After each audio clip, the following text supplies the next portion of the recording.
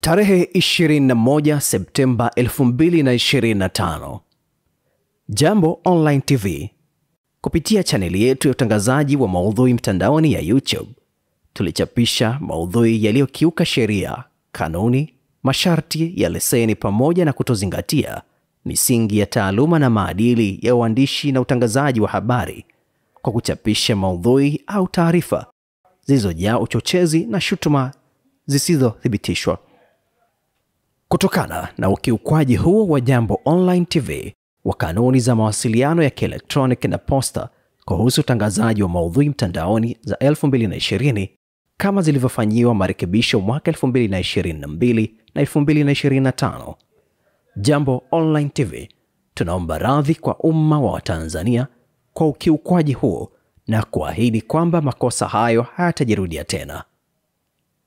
Tunaahidi kuendelea kufanya kazi kwa weledi na umakini mkubwa ili kuhakikisha makosa haya hayajirudi tena.